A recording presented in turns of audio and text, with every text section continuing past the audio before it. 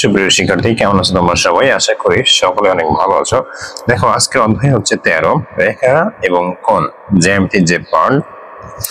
ঠিক আছে, তো দেখো আজকের এই পার্টে আমি তোমাদেরকে রেখা কোণ এই চ্যাপ্টারের যে জ্যামিতিগুলো রয়েছে সেগুলো তোমাদের সামনে আলোচনা করব। ঠিক আছে, তো যারা ভিডিওতে নতুন তারা অবশ্যই চ্যানেলটাকে সাবস্ক্রাইব করে পাশে থাকা বেল আইকনটি বাজিয়ে দিবে এবং আমাদের ফেসবুক পেজে অবশ্যই যুক্ত থাকবে। তোমাদের যদি কোনো কোশ্চেন থাকে ফেসবুক পেজে আমাদের করতে পারো। ঠিক আছে, আর প্রত্যেকটা ভিডিও দেখার আগে অবশ্যই পুরো ভিডিওগুলো দেখে নেবে এবং কমেন্ট বক্সটা চেক করে নেবে। ধন্যবাদ। তো দেখো, এখন আমাদের প্রথম কথা হলো রেখা। রেখা কাকে বলে? তারপরে আসতে দেখো কোণ কাকে বলে। ঠিক আছে, তো দেখো আমরা একটি করে দেখে নিই রেখা কাকে বলে, রেখা কত প্রকার, রেখার বৈশিষ্ট্য কি। তো খেয়াল করে দেখো, এখানে দেওয়া হয়েছে রেখা কাকে বলে চিত্র সহকারে। আমি এখানে দিয়েছি যে একটি বিন্দুর চলার পথকে রেখা বলে। একটা বিন্দুর চলার পথকে রেখা বলে। তোমাদের যতটা সহজভাবে দেওয়া যায় আমি কিন্তু ঠিক ততটাই সহজভাবে এটা তুলে ধরেছি। ঠিক আছে, তো একটা বিন্দুর চলার পথকে রেখা বলে। এই যে আমাদের একটা রেখা এখানে দেওয়া আছে। এবার আমরা জেনে নিব রেখা সাধারণত কত প্রকার হয়ে থাকে। তো দেখো, রেখা সাধারণত বিভিন্ন প্রকার হয়ে থাকে। যেমন দেখো, সরল রেখা হতে পারে, বক্ররেখা হতে পারে, সমান্তরাল রেখা হতে পারে, লম্ব রেখা হতে পারে, ছেদক রেখা হতে পারে। ঠিক আছে, এবার আমরা সেই সাথে সাথে দেখে নিব যে রেখার বৈশিষ্ট্য কি কি। দেখো, খেয়াল করো, একটা রেখার সাধারণত অনেকগুলো বৈশিষ্ট্য থাকে, তার ভিতরে 4টা বৈশিষ্ট্য আমি তুলে ধরেছি। তোমাদের পরীক্ষা যদি আসে সর্বোচ্চ তোমাদের 3টা বৈশিষ্ট্য লেখার কথা বলা হতে পারে। তো দেখো, এখানে দিয়েছি রেখার কোনো শুরু বা শেষ নেই। তারপর দেখো দিয়েছি রেখা এক বা একাধিক বিন্দুর মধ্যে যোগাযোগ তৈরি করে। তারপর দেখো রেখার কোনো প্রস্থ বা উচ্চতা নেই, এটি শুধুমাত্র দৈর্ঘ্য রয়েছে। তারপর দেখো রেখার চলার পথ সোজা অথবা বাঁকা হতে পারে। ঠিক আছে, তাহলে লেখা সম্পর্কিত যে তথ্যগুলো ছিল সেগুলো আমরা করে ফেললাম।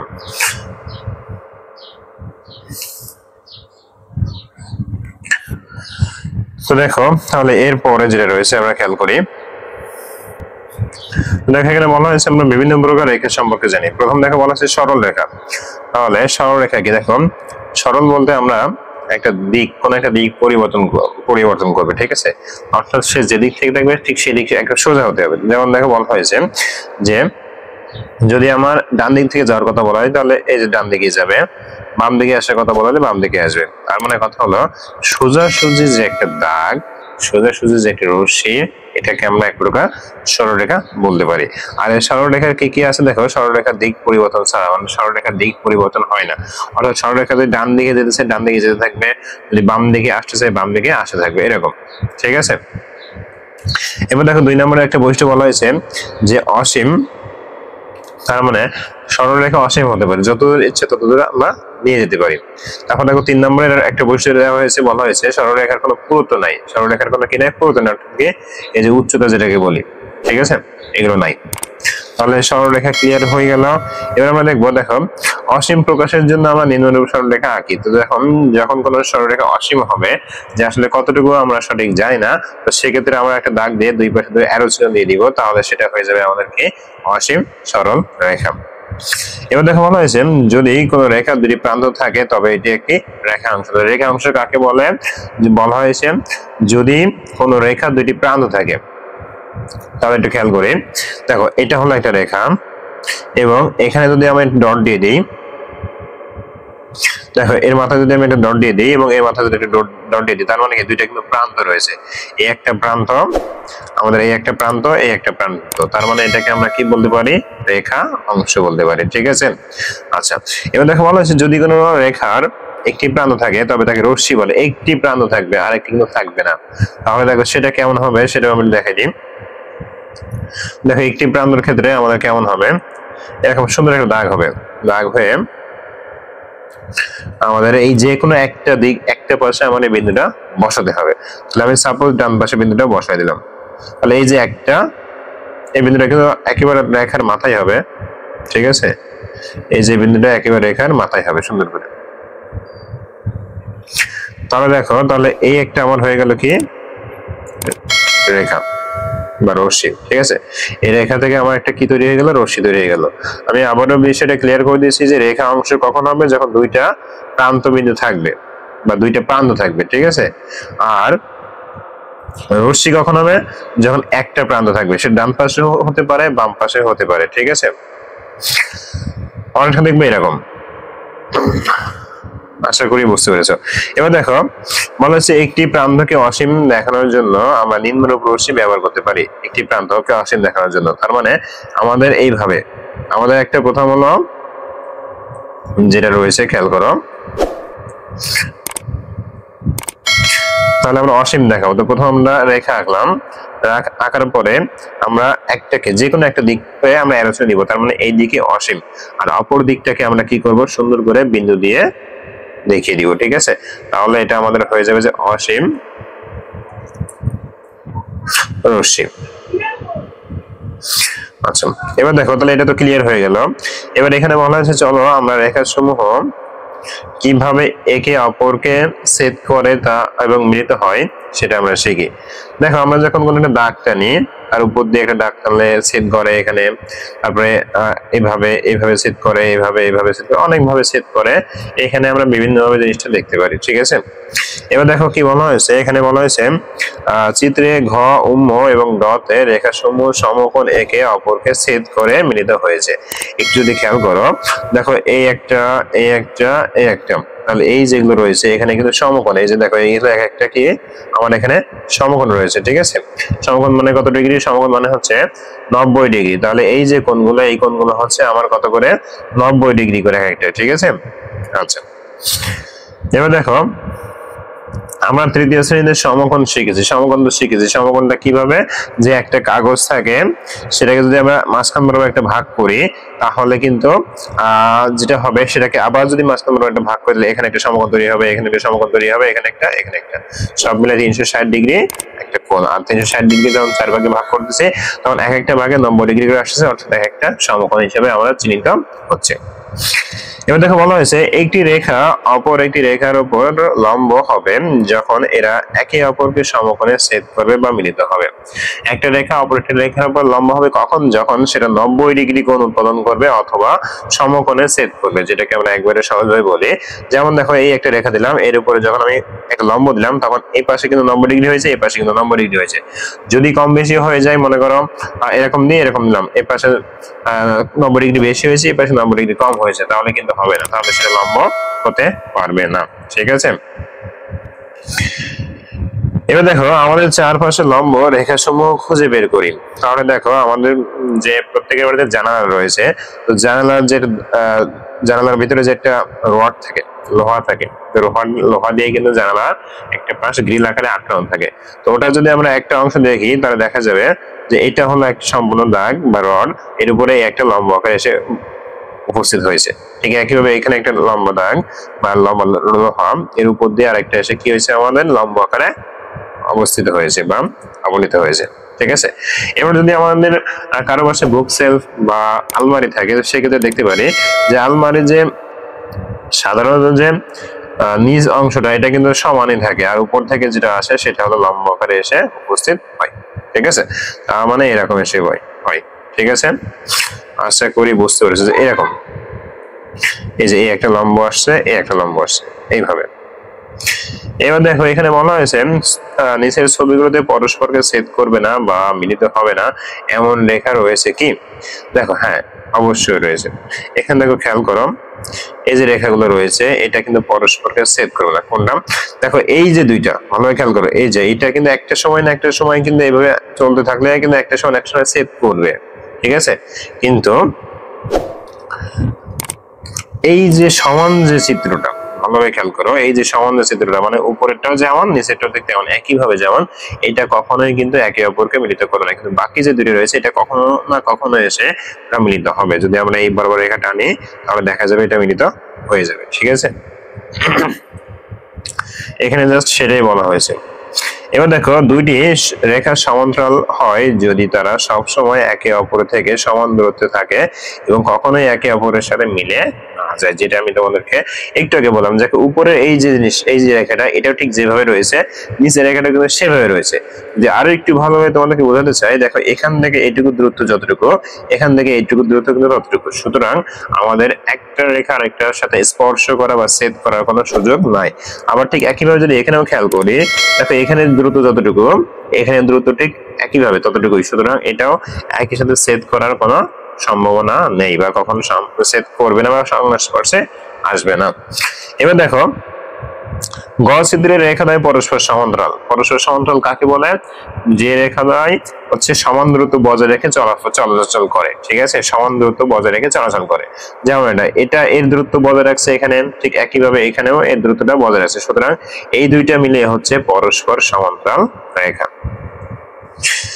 এবার দেখো সমান্তরাল রেখা সমূহ একই রেখার উপর লম্ব এবং এদেরকে যে কোনো দূরত্ব পর্যন্ত বাড়ানো হোক না কেন এরা কখনোই একে অপরের সাথে মিলবে না। এই যে রেখাটা রয়েছে, এই দুইটা রেখা তুমি যতটুকু সম্ভব বৃদ্ধি করতে পারো ওই একই দূরত্ব বজায় রেখে, তাহলে এটা কখনোই তোমার একসাথে মিলবে না।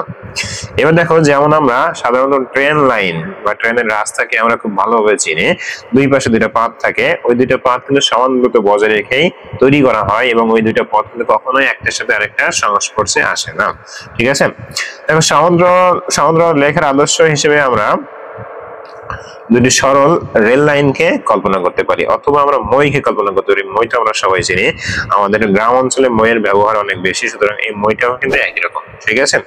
আবার যদি আমরা দেয়াল সমূহের কথা ভাবি, আমাদের বাড়ির আশেপাশে যে পাঁচালি থাকে, যে দেয়াল থাকে, দেখবে পাঁচালির শুরু যেখান থেকে শুরু ঠিক একই দূরত্বে শেষও কিন্তু ঠিক একইভাবে হয়। সুতরাং উপরের যে রেখাটা হয়, উপরে যে রেখাটা চলাচল করে তার সাথে কিন্তু নিচের রেখাটা চলাচলের সাথে কোনো রকম সম্পর্ক থাকে না। আবার এই দুইটা হলো মিলে হয়ে যাবে যাচ্ছে আমাদের পরস্পর সমান্তরাল রেখা। এবার দেখো এরপরে আসি, বলা হয়েছে চলো আমরা ত্রিকোণী সেটের সাহায্যে লম্ব রেখা ও সমান্তরাল রেখা আঁকি। তাহলে দেখো লম্ব রেখা কিভাবে ত্রিকোণীর সাহায্যে, ত্রিকোণী আমাদের সবাই রয়েছে না জ্যামিতি বক্সে, তো সেটার মাধ্যমে মূলত এটা আঁকাতে হবে, ঠিক আছে। এটা আমি তো এইভাবে দেখাতে পারবো না, আমাদের যে চিত্রগুলো রয়েছে, এই একটা জ্যামিতির একটা চিত্র থাকে, এই একটা জ্যামিতির একটা চিত্র থাকে, মানে আমাদের জ্যামিতি বক্সের সাথে যে স্কেলের সাথে আনুষ্ঠানিক ত্রিকোণীগুলো থাকে সেগুলো, এটা দিয়ে আমাদের কি করতে লম্ব এবং সরলরেখা আঁকানোর কথা বলা হয়েছে। তো এটা খুবই সহজে আঁকানো যায়, একটা দাগের উপরে একটা ত্রিকোণীর মান ত্রিকোণী বসিয়ে দিলে আমাদের এটা লম্ব হয়ে যাবে।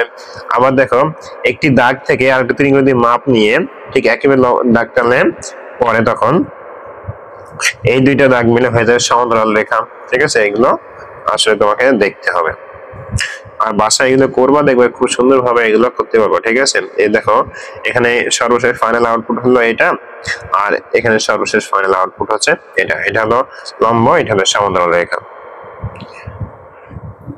এবার দেখো চলে আসলাম কোণ কাকে বলে। তো চলো কোণ কাকে বলে সেটা নিয়েও আমরা একটু দেখে আসি। তো সবাই খেয়াল করে দেখো, এখানে বলেছি কোণ কাকে বলে চিত্র সহ আমি এখানে দিয়েছি দুটি রশ্মি মিলিত চিত্রকে কোণ বলে। যেমন এটা হলো একটা কোণ, এটা হলো একটা কোণ, এটা হলো একটা কোণ, বিভিন্ন ধরনের কোণ হতে পারে। এবার দেখো আমরা একটু জেনে নিই কোণ সাধারণত কত প্রকার হতে পারে। দেখো কোণ সাধারণত নিচের প্রকার ভেদ অনুযায়ী আলাদা করা যায় বা শ্রেণীবদ্ধ করা যায়। দেখো প্রথম হচ্ছে শূন্য কোণ, সূক্ষ্ম কোণ, সমকোণ, স্থিরকোণ, সরল কোণ, প্রবৃত্ত কোণ, পূর্ণ কোণ, সন্নিহিত কোণ, পুরো কোণ, সমগ্র কোণ। তোমাদের এত কিছু জানার দরকার নেই, বইতে যতটুকু রয়েছে আমরা ততটুকু জানার চেষ্টা করবো, ঠিক আছে। এবার দেখো কোণের চারটা বৈশিষ্ট্য আমরা দেখে নিন। বলা হয়েছে একটি কোণ তৈরি করতে সর্বোচ্চ দুইটা বাহুর বা দুইটা রশ্মির প্রয়োজন হয়ে থাকে। এবার দেখো একটি কোণে একটি মাত্র শীর্ষবিন্দু থাকে। শীর্ষবিন্দু কোনটা? ওই যেটা এখানে এসে মিলিত হয়, যেখানে এসে মিলিত হয় সেটা হচ্ছে শীর্ষবিন্দু। এবার দেখো একটি কোণে যে মান সেটা সর্বোচ্চ হতে পারে কত? 360 ডিগ্রি। এখন এটা কিভাবে, অনেকের প্রশ্ন হচ্ছে স্যার একটি কোণের মান সর্বোচ্চ 360 ডিগ্রি কিভাবে হয়? দেখো এটা ভাবতে গেলে তোমাকে আগে এই জিনিসটা খেয়াল করতে হবে যে দেখো এখানে উপরে আছে 180 ডিগ্রি আর নিচে আছে 180 ডিগ্রি, তার মানে দুইটা মিলে হলো কত? 360 ডিগ্রি। যদি এইভাবে না বুঝতে পারো তাহলে আরো একটা সহজভাবে বুঝিয়ে দিই, সেটা হচ্ছে লম্ব আঁকাই। দেখো এখানে কত ডিগ্রি? একটা সমকোণ 90 ডিগ্রি, এখানে কত ডিগ্রি? 90 ডিগ্রি, এখানে কত ডিগ্রি? 90 ডিগ্রি, এখানে কত ডিগ্রি? 90 ডিগ্রি। তার মানে এই যে 90 ডিগ্রি রয়েছে এগুলো যোগ করলে দেখো 360 ডিগ্রি আমাদের হয়ে যাচ্ছে। এবার দেখো কোণকে পরিমাপ ও নকশা তৈরিতে ব্যবহার করা হয়, ঠিক আছে। তাহলে কোণের কাজটা কিন্তু আমরা জেনে নিলাম। এবার লক্ষ্য করি, দেখো এখানে বিভিন্ন প্রকার কোণ দেওয়া রয়েছে, একটা কোণ, একটা বিভিন্ন প্রকার কোণ তোমার এখানে দেওয়া রয়েছে, তোমরা জাস্ট একটু দেখে নিতে পারো। এবার খেয়াল করি, বলা হয়েছে কোন কোণের আকৃতি ওই কোণ উৎপন্নকারী রেখা দুটি দৈর্ঘ্যের সাথে সম্পর্কিত নয়, বরং রেখাদ্বয় কতখানি খোলা তার উপর নির্ভরশীল। আমার রেখাটা কতটুকু ছোট বা বড় এটার উপর আমাদের নির্ভর করে না, কিন্তু আমাদের নির্ভর করে কোনটা? এই যে রেখাটা কতটুকু খোলা, মানে কতটুকু এখান থেকে খুলতেছে, ঠিক আছে, এতটুকু। এবার খেয়াল করো, যদি আমরা কোণের আকৃতিকে দৈর্ঘ্য, ক্ষেত্রফল, আয়তন এবং ওজনের মতো করে সংখ্যায় প্রকাশ করতে পারতাম তাহলে সহজ হতো। দেখো, কোণের আকৃতি পরিমাপের একক হচ্ছে ডিগ্রি। কোণের আকৃতি পরিমাপের একক কি? ডিগ্রি। দেখবা এই যে আমি একটু আগে দিয়েছিলাম 360 ডিগ্রি দিয়ে উপরে সুন্দর একটা ছোট্ট করে শূন্য দিয়েছিলাম, এটাকে আমরা ডিগ্রি হিসেবে বলে থাকি। কোণের আকৃতি কোণের পরিমাপ নির্দেশ করে। এবার দেখো, এখানে কোণের আকৃতি নির্ণয়ের জন্য আমরা চাঁদা ব্যবহার করি। চাঁদা ব্যবহার করে আমরা কিভাবে কোণ নির্ণয় করতে পারি একটু খেয়াল করি। চাঁদা যখন আমরা ব্যবহার করবো তখন নিচে যে দাগটা থাকবে সেই প্রথম আমরা একটা দাগ দিয়ে নিব। দেওয়ার পরে এবার আমরা বেছে নিব যে কত ডিগ্রি কোণ আমরা আঁকাতে চাই। এখানে দেখো 90 ডিগ্রি রয়েছে, এখানে এইভাবে 70 ডিগ্রি, 80 ডিগ্রি, আবার 40 ডিগ্রি, 50 ডিগ্রি এইভাবে রয়েছে। যতটুকু আঁকাতে চাই, ঠিক মনে করো সাপোজ আমি 70 ডিগ্রি কোণ আঁকাবো, তাহলে দেখো এখানে 70 হচ্ছে এই যে 70-এর এই বরাবর, এই যে দাগ বরাবর এখানে একটা বিন্দু দিব, দিয়ে এই দুইটা আমি যোগ করে দিই, এখানকার মাঝখানটা আর এখানকারটা আমি যোগ করে দিব, তাহলে আমার হয়ে যাবে 70 ডিগ্রি কোণ। ঠিক আছে। এবার দেখো আমাদের এক সমকোণ সমান কত ডিগ্রি? 90 ডিগ্রি। এই কথাটা এখানে দেওয়া রয়েছে, তোমরা পড়ে ফেলবা সুন্দর করে। ঠিক আছে। এবার দেখো আমরা 90 ডিগ্রিকে ভাগ করে বৈশিষ্ট্য সূচক কিছু কোণ সম্পর্কে ধারণা নেই। একটু খেয়াল করি, আমরা 90 ডিগ্রিকে দুইটা ভাগে ভাগ করবো, প্রধানত দুইটা ভাগে ভাগ করবো। ঠিক আছে। একটা হচ্ছে স্থূল কোণ, আর একটা হচ্ছে সূক্ষ্ম কোণ। ঠিক আছে। এখন স্থূল কোণটা কি? এই 90 ডিগ্রি থেকে বড় হবে, আর সূক্ষ্ম কোণটা কি? 90 ডিগ্রি থেকে ছোট হবে। ঠিক আছে। তাহলে কি বললাম? স্থূল কোণটা 90 ডিগ্রি থেকে বড় হবে, আর সূক্ষ্ম কোণটা হবে কি 90 ডিগ্রি থেকে ছোট। তো একটু লক্ষ্য করলে দেখা যাবে, আমরা যদি এইভাবে দিই তাহলে এটা হয়ে যাচ্ছে কি 90 ডিগ্রি থেকে বড়, অর্থাৎ স্থূল কোণ। আর যদি আমরা এইভাবে দিই, এটা হয়ে যাচ্ছে 90 ডিগ্রি থেকে ছোট, অর্থাৎ সূক্ষ্ম কোণ। এটা হলো আমরা দুইটা ভাগে ভাগ করে বলতে পারি। আর এছাড়াও আরো কিছু কিছু বলতে পারি, সেটা একটু খেয়াল করি। দেখো, এছাড়াও বলতে পারি যে 90 ভাগের অর্ধেক, অর্থাৎ কি 45 ডিগ্রি। তারপর দেখো 90 ভাগের 3 ভাগে 2 ভাগ, অর্থাৎ 60 ডিগ্রি। এরপর দেখো 90 ভাগের 3 ভাগের 1 ভাগ, মানে 1/3 যাকে বলি, তার মানে হচ্ছে 30 ডিগ্রি। ঠিক আছে। আচ্ছা, এবার দেখো এখানে বলা হয়েছে 30, 45, 60, 90 ডিগ্রি কোণ খুঁজে বের করি। তাহলে এখানে আমাকে চাঁদা ব্যবহার করে কোনটা 30 ডিগ্রি, কোনটা 45, কোনটা 60 ডিগ্রি, কোনটা 90 ডিগ্রি, সেটা আমাকে খুঁজে বের করতে হবে। ঠিক আছে। তবে দেখো তোমরা 90 ডিগ্রি কোণ একেবারে খুব সহজেই খুঁজে বের করতে পারবে। সেটা হচ্ছে কিভাবে? যদি দেখো একটা রেখার উপর অপর একটি রেখা লম্ব আকারে এসে পড়ে, তাহলে সেটাকে আমরা কি বলতে পারি? 90 ডিগ্রি বলতে পারি। তাহলে এখানে যদি আমরা লক্ষ্য করি যে একটাও আমাদের 90 ডিগ্রি আকারে নেই। ঠিক আছে। কিন্তু যদি আমরা গ নম্বর চিত্রটা একটু বিবেচনা করি, খেয়াল করো, গ নম্বর চিত্রটা যদি বিবেচনা করি, তাহলে দেখা যাবে যে এই চিত্রটার মান আমার কত? 90 ডিগ্রি। কারণ কি? আমাদের সোজাভাবে দেখলে এটাকে 90 ডিগ্রি মনে হবে না, যদি একটু ঘুরেই আমরা খেয়াল করি তাহলে এটাকে আমাদের 90 ডিগ্রি মনে হবে। ঠিক আছে। আর এই যে সর্বশেষ ছোট, এটাকে আমার 30 ডিগ্রি মনে হবে। আর এই যে প্রথম যেটা, এটাকে 45 ডিগ্রি মনে হবে। আর এখানে যেটা আছে, এটাকে আমাদের 60 ডিগ্রি মনে হবে। ঠিক আছে। তোমরা চাঁদা দিয়ে পরিমাপ করে দেখতে পারো, তাহলে আরো সুবিধা হবে। এবার দেখো বলা আছে চাঁদার সাহায্যে কোণ পরিমাপ করি। তাহলে এই কোণটা আমাকে চাঁদার সাহায্যে পরিমাপ করতে হবে। তাহলে চাঁদার সাহায্যে পরিমাপ করে দেখবা এটা সাধারণত কত ডিগ্রি কোণ। এবার দেখো এটা এক্ষেত্রে আমরা কিভাবে পরিমাপ করবো। দেখো আমি তোমাদেরকে বলি, এই যে চাঁদাটা, এই চাঁদার যে মাঝখান যেটুকু রয়েছে সেটুকু আমরা এই যে বিন্দুতে ধরবো, আর এই যে পাশটুকু রয়েছে এই পাশটা আমরা মিল করব এই নিচে যে রেখার সাথে, এই নিচে যে রেখা এটার সাথে আমরা মিল করব নিচের এই যে এই পাশটা। ঠিক আছে। মিল করার পরে ধরলে দেখা যাবে যে এই দাগটা যে বরাবর এসে আমাদের উপস্থিত হয়েছে সেই বরাবর কত সংখ্যা রয়েছে। তো সেই বরাবর দেখা গেল এখানে রয়েছে কত? 50 আর 130। তাহলে 50 নাকি 130 এটা আমাদের একটু ভালো বুঝতে হবে। এখানে দেখো এখানে রয়েছে 50, এখানে রয়েছে 130। তাহলে আমরা 130 বলবো না 50 বলবো? এখন একটু খেয়াল করি, আমাদের 130 কখন বলবো আর 50 কখন বলবো আমরা একটু লক্ষ্য করি। দেখো আমরা সাধারণভাবে একটু ভেবে দেখি, এই যে কোণটা এটা আমাদের সূক্ষ্ম কোণ নাকি স্থূল কোণ, আগে সেটা একটু বুঝি। এটা কিন্তু আমাদের সূক্ষ্ম কোণ। আর সূক্ষ্ম কোণ যখনই হবে তখনই সেটা কি হয়ে যাবে? 30 ডিগ্রি। কেন? কারণ 90 ডিগ্রি অপেক্ষা ছোট। যদি এটা স্থূল কোণ হতো তাহলে হতো 150 ডিগ্রি, কারণ 90 ডিগ্রি অপেক্ষা বড়। ঠিক আছে। আচ্ছা, এবার আসি এরপরে দেখো কোণ ক এর পরিমাপ 50 ডিগ্রি। কেন 50 ডিগ্রি? কারণ হচ্ছে দেখো এখানে কোণ ক অর্থাৎ কোণ ক সমান 50 ডিগ্রি, কারণ কিন্তু এখানে কিন্তু বলা হয়নি, কিন্তু কারণটা কিন্তু আমি তোমাদেরকে বলে দিয়েছি। যে কারণ হচ্ছে ওটা সূক্ষ্ম কোণ, মানে 90 ডিগ্রি অপেক্ষা থেকে ছোট। এই যে কোণটা 90 ডিগ্রি থেকে ছোট, যার কারণে কিন্তু এটা 50 ডিগ্রি হয়েছে। না হলে কিন্তু আমরা ওখানে 130 ডিগ্রি বলতে পারতাম, ঠিক আছে, যদি স্থূল কোণ হতো। এবার দেখো কোণগুলো আকৃতি পরিমাপ করো, তাহলে এখানে যে কোণগুলো রয়েছে এগুলো তো আকৃতি পরিমাপ করতে হবে, ঠিক আছে। এবার আরেকটা জিনিস আসি, মনে করো আমাদের এই যে একটা রেখা দিলাম, এর উপর একটা লম্ব দিলাম, তাহলে এই পাশে আমার একটা কোণ তৈরি হলো কত ডিগ্রি? 90 ডিগ্রি। ঠিক এই পাশে একটা কোণ তৈরি হলো কত ডিগ্রি? 90 ডিগ্রি। তার মানে দেখো এই দুই পাশে কিন্তু 90 ডিগ্রি 90 ডিগ্রি করে আমার কোণ তৈরি হয়েছে। এবার দেখো যদি আমরা এই একটা দাগ দিয়ে যদি এইভাবে আমরা দেখাই, তার মানে এখানে কত ডিগ্রি হয়েছে? 180 ডিগ্রি কোণ। এই 90 ডিগ্রি সমান আমরা এক সমকোণ বলতে পারি, আর এই 180 ডিগ্রি সমান দুইটা জিনিস বলতে পারি। একটা হচ্ছে এক সরল কোণ, আর দুই নাম্বারটা হচ্ছে দুই সমকোণ, ঠিক আছে। তাহলে দুই সমকোণ মানেও 180 ডিগ্রি, আবার এক সরল কোণ মানে হচ্ছে 180 ডিগ্রি। আশা করি খুব সুন্দরভাবে তোমরা এটা বুঝতে পেরেছো। এবার খেয়াল করো পরিমাপের একটি কোণ আঁকি, মানে 50 ডিগ্রি পরিমাপের একটি কোণ আঁকি, তো এটার জন্য অবশ্যই আমাদের চাঁদার প্রয়োজন হবে। তোমরা অবশ্যই এটা চাঁদা ব্যবহার করে আঁকবে। তারপর দেখো এখানে বলা হয়েছে নিচের নির্দেশিত পরিমাপগুলো কোণ আঁকতে হবে।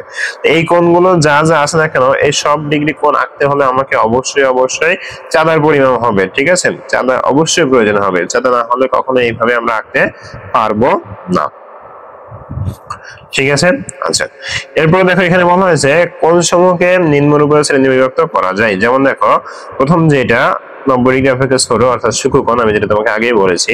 এবার দেখো 90 ডিগ্রি অর্থাৎ কি এক সমকোণ। তারপর দেখো 90 ডিগ্রি থেকে একটু বড়, তার মানে কি স্থূলকোণ। তারপর দেখা হচ্ছে দুই সমকোণ অর্থাৎ এক সরলকোণ বা দুই সমকোণ, যেটাই বলি না কেন 180 ডিগ্রি। এবার খেয়াল করো আরো একটা জিনিস আমরা শিখে নেই। দেখো বলা হচ্ছে যখন দুইটি কোণের একটি সাধারণ বাহু ও একটি সাধারণ শীর্ষবিন্দু থাকে এবং তারা পরস্পরের সমাপতিত না হয়, তখন কোণ দ্বয়কে সন্নিহিত কোণ বলা হয়। একটু খেয়াল করি, একটু বোঝার চেষ্টা করি। মনে করো আমি একটা কোণ আঁকালাম, আঁকানোর পরে বলা হয়েছে কি যে দুইটি কোণ, কয়টা কোণের কথা বলেছে? দুইটা। তাহলে আমাকে এখান থেকে দুইটা কোণ তৈরি করতে বললাম। আচ্ছা, এবার হচ্ছে একটি সাধারণ বাহু একটি সাধারণ শীর্ষ বিন্দু থাকে, তাহলে এখানে একটা সাধারণ বাহু থাকে এবং একটি সাধারণ শীর্ষবিন্দু থাকে। সাধারণ শীর্ষবিন্দু কোনটা? এই যে এখানে বিন্দু থাকে, ঠিক আছে। এবার দেখো এরা পরস্পর সমাপতিত না হয়, তখন তাকে আমরা কি বলতে পারি? সন্নিহিত কোণ বলতে পারি। কিভাবে সমাপতিত? মানে হলো দেখো এটা হলো একরকম, এটা হলো একরকম, তাহলে এটাকে আমরা দুইটা কিন্তু দুই রকম, ঠিক আছে, দুইটা কিন্তু দুই রকম। আবার যদি একটু ভাবি, মনে করো আমরা এটাকে একটু নামকরণ করি, এটা দিয়েই আমরা বুঝি। দেখো এখানে ক, এখানে খ, এখানে গ, এখানে ঘ। তাহলে আমরা যখন এই যে কোণটাকে ভাববো, তখন কিন্তু আমাদের এইটুকু নিয়ে চিন্তা ভাবনা হবে। তখন কিন্তু এইটুকুর নিচের টুকুর কিন্তু কোনো দাম নেই, সুতরাং তখন আমরা বলতে পারি ক, খ, গ একটা কোণ, এটা, ঠিক আছে। আচ্ছা, এবার খেয়াল করো, এবার যখন আমরা নিচেরটা নিয়ে ভাববো অর্থাৎ খ কোণটা নিয়ে ভাববো, তখন কিন্তু আমরা এইভাবে কিন্তু আমরা এইটুকু নিয়ে ভাববো, তখন কিন্তু আর এইটুকুর আমার কোনো ভ্যালু নাই। সুতরাং এটা হচ্ছে আমাদের কি একটা সন্নিহিত কোণ। এবার দেখো আমরা আরো একটা জিনিস শিখে নিব, সেটা হচ্ছে পূরক কোণ কি। দেখো যখন দুটি কোণের যোগফল 90 ডিগ্রি হয়, তখন কোণ দ্বয়কে একে অপরের পূরক কোণ বলা হয়। আগেরটা ছোট বড় হবে, ঠিক আছে, আগেরটা কি হবে? ছোট বড় হবে। আর এখানে বলা হয়েছে 90 ডিগ্রি হবে দুইটা কোণের যোগফল, তার মানে ছোট বড় বলতে আমাদের আরেকটু ক্লিয়ার করে দিই, উপরটা সন্নিহিত কোণটা আরেকটু ক্লিয়ার করে দিই। দেখো এই হলো আমাদের একটা রেখা, এর উপর যখন লম্ব নিয়ে আসে তখন কিন্তু এটা কত হচ্ছে? 90 ডিগ্রি হচ্ছে। কিন্তু যদি একটু লক্ষ্য করি এই দুইটা মিলে কিন্তু এখানে 90 ডিগ্রি নাই, 90 ডিগ্রি থেকে একটু ছোট আছে, তার মানে 90 ডিগ্রি অপেক্ষা থেকে একটু ছোট কোণটাকে আমরা কি বলতে পারি? সন্নিহিত কোণ বলতে পারি, যদি সেটা সমাপতিত না হয়ে থাকে, ঠিক আছে। ওকে, আচ্ছা, আর এবার কি বলছি যে এবার বলছি যে দুইটা কোণের যোগফল যদি 90 ডিগ্রি হয়, তাহলে সেটাকে আমরা কি বলতে পারি? পূরক কোণ বলতে পারি, ঠিক আছে। এই দেখো একটা কোণ একটা কম বেশি হতে পারে, দুইটা কোণের যোগফল হলেই হচ্ছে। মনে করো 45 ডিগ্রি হলো, আবার 45 ডিগ্রি হলো, মনে করো 35 ডিগ্রি হলো, 55 ডিগ্রি হলো, তাহলে এই দুইটা মিলে শুনে এই পূরক কোণ, এই দুইটা মিলে আমার পূরক কোণ। ঠিক আছে, একটাই মাত্র শর্ত থাকতে হবে যে আমাদের দুইটা যোগফল কিন্তু অবশ্যই 90 ডিগ্রি হতে হবে। এবার আরেকটা দেখি, সেটা সম্পূরক কোণ কাকে বলে। দেখো বলা হচ্ছে দুইটি কোণের যোগফল যদি 180 ডিগ্রি হয় তখন তাকে আমরা কি করব, সম্পূরক কোণ বলতে পারবো। কিভাবে? দেখো এটা হলো সাধারণত 80 ডিগ্রি। এখন এখান থেকে দুটো থাকে, এখানে একটা কোণ হচ্ছে, এখানে একটা কোণ হচ্ছে, তাহলে এই দুইটা কোণ মিলে কত হচ্ছে, 180 ডিগ্রি। যখন এই দুটো কোণ মিলে আমার 180 ডিগ্রি হচ্ছে তখন এই পুরো টোটাল চিত্রটাকে আমরা সম্পূরক কোণ বলতে পারতেছি। ঠিক আছে, এরপরে খেয়াল করো, দেখো বলা হয়েছে লুকানো কোণগুলো খুঁজে বের করি। তাহলে এখানে একটু বোঝার চেষ্টা করি, এটা যদি আমার লম্ব হয় তাহলে এখানে 30 ডিগ্রি, তাহলে এখানে কত ডিগ্রি হবে, এখানে নিশ্চিন্তে 60 ডিগ্রি হবে। কেন? কারণ এটা কিন্তু আমার লম্ব, এই পুরোটার মান কিন্তু আমার কত হবে, 90 ডিগ্রি হতে হবে। তাহলে এখানে যদি 30 ডিগ্রি থাকে এখানে আমার কত হবে, 60 ডিগ্রি থাকতে হবে। ওকে, আচ্ছা এবার দেখি, এবার পুরোটা তার মানে কি, এটাকে আমরা বিবেচনা করি, এটাকে মানে হচ্ছে 180 ডিগ্রি একটা সরল কোণ। সেই 100 সরল কোণ থেকে যদি 110 ডিগ্রি বাদ দিয়ে থাকে কত, 70 ডিগ্রি। তার মানে এখানে আমাদের উত্তর হবে কত, 70 ডিগ্রি। এবার দেখো দুইটি রেখা পরস্পর ছেদ করার ফলে একে অপরের বিপরীতে যে কোণসমূহ উৎপন্ন হয় তারাই বিপ্রতীপ কোণ। এখানে একটু বুঝতে হবে তোমাকে। আবার একটু রেখাটা জিনিসটা করি, বলা হয়েছে দুইটি রেখা পরস্পর ছেদ করার ফলে একে অপরের বিপরীতে যে কোণসমূহ উৎপন্ন হয় তারাই কি বললাম, বিপ্রতীপ কোণ। তাহলে আমাদের প্রথম কাজ হচ্ছে দুইটি রেখা ছেদ করতে হবে। আমি এই একটা দাগ দিলাম, এই একটা দাগ দিলাম, দিয়ে বলা হয়েছে একে অপরের বিপরীত। এখন এটাও আর এটাও ধরতে পারি আমরা, আবার আমরা এটাও আবার এটাও ধরতে পারি। ঠিক আছে, বিপরীত বলতেছি, বিপরীত হতে হবে আমাদের, এটা আর এটা হতে হবে, না হলে এটা আর এটা হতে হবে, যে কোনো আমাদের হতে হবে, বিপরীত হতে হবে। তাহলে এটাকে আমরা কি বলতে পারি, সম্পূরক বিপ্রতীপ কোণ বলতে পারি। কি বলতে পারি, বিপ্রতীপ কোণ। আশা করি ক্লিয়ার হয়েছে যে আমাদের দুইটা রেখা যখন পরস্পর ছেদ করবে তার বিপরীতে যে দুইটা কোণ উৎপন্ন হবে এই দুইটা কোণকে আমরা একত্রে কি বলতে পারি, বিপ্রতীপ কোণ বলতে পারি। ক্লিয়ার? আচ্ছা এবার দেখো, পরিমাপ না করে এগুলো নির্ণয় করার কথা বলা হয়েছে। তাহলে দেখো এইগুলো নির্ণয় করতে হবে কিভাবে, তাই না? একটু খেয়াল করি, এটা নির্ণয় করতে হলে আমাকে তো লক্ষ্য রাখে, দেখো প্রথম আমরা ক এর মানটা বের করবো। তাহলে আমরা প্রথম এই যে দাগটাকে, এই দাগটাকে আমরা কি বলতে পারি, এই দাগটাকে যে মানটা হবে সেটা আমরা বলতে পারি 180 ডিগ্রি বলতে পারি। তাহলে প্রথম জিনিস, ঠিক আছে। এখন 180 ডিগ্রি থেকে ভালোভাবে বুঝতে হবে, 180 ডিগ্রি থেকে এখান থেকে যেটুকু রয়েছে, এই যে এইটুকুর মান কত দেওয়া হয়েছে, আমার 60 ডিগ্রি দেওয়া হয়েছে। তার মানে এইটুকুর মান কত, তাহলে মানে এখান থেকে যদি আমি 60 ডিগ্রি বাদ দিয়ে থাকে কত, 120 ডিগ্রি। তাহলে এটাই হচ্ছে আমাদের ক এর মান। ঠিক আছে, ওকে। এবার আমরা খ এর মানটা দেখি, খটা কোথায় রয়েছে, এখানে। দেখো একটা লম্ব, তার একটা রেখা, তার উপর একটা লম্ব তৈরি হয়েছে, তার মানে এখানে কত ডিগ্রি কোণ তৈরি হয়েছে, 90 ডিগ্রি কোণ তৈরি হয়েছে। ঠিক আছে, এবার দেখো গ নম্বরটা নাকি একইভাবে 90 ডিগ্রি কোণ তৈরি হয়েছে, এখানে ঠিক একইভাবে, না এখানে একটু ডিফারেন্ট আছে। তো কিভাবে কত ডিগ্রি সেটা আমি ক্লিয়ার করে দিচ্ছি।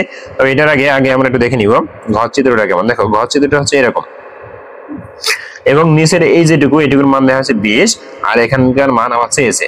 এখন এটা বের করার আগে আমরা এই পাশের পুরোটার মান কত সেটাকে বুঝতে হবে। তাই পুরোটা আমাদের কত, 190 ডিগ্রি। সেখান থেকে যদি আমার 20 ডিগ্রি দেওয়া থাকে তাহলে থাকে কত, আর 70 ডিগ্রি। তার মানে গ এর মান হবে কত, 70 ডিগ্রি। ঠিক আছে, আচ্ছা এবার দেখো আমাদের এইবার ঘ এর মানটা বের করতে হবে আর উম্ম এর মানটা বের করতে হবে। তাহলে এটা কিভাবে বের করব, চলো এটা আমরা দেখে নিই।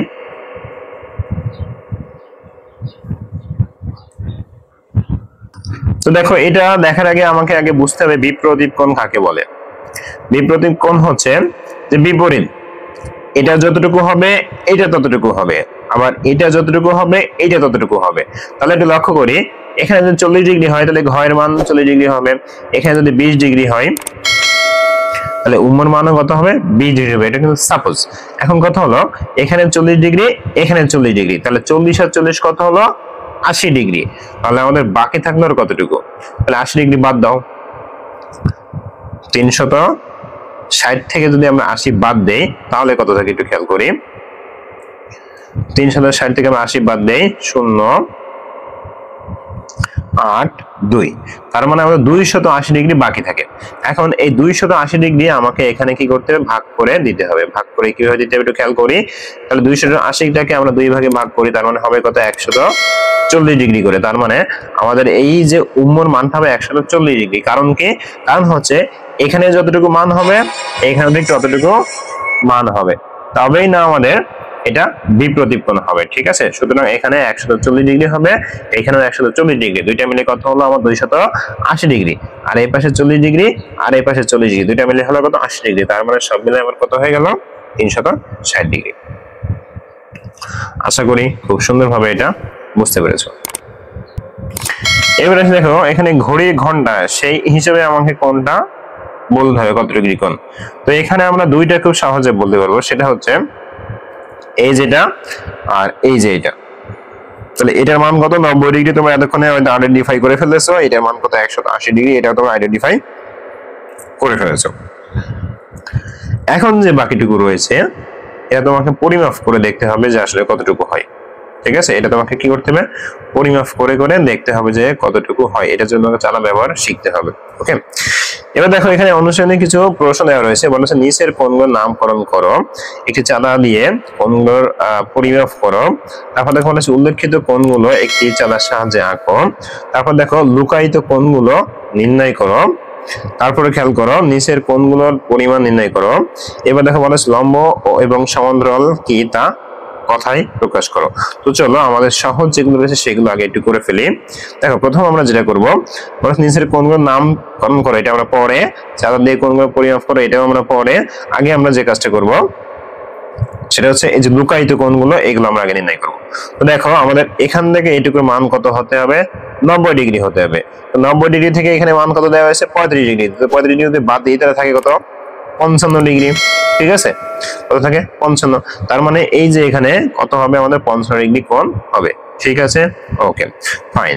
এবার আসি আমরা পরেরটা। দেখো এখানে কত ডিগ্রি, 45 ডিগ্রি। তাহলে এটুকু যা এটুকু তাই, এর বিপরীত কত ডিগ্রি হবে, তাহলে এখানে আমাদের 45 ডিগ্রি হতে হবে। তাহলে খেয়াল করে এখানে আমাদের কত ডিগ্রি হতে হবে, 45 ডিগ্রি হতে হবে। এবার দেখো 45 আর 45 কত হলো, 90 ডিগ্রি।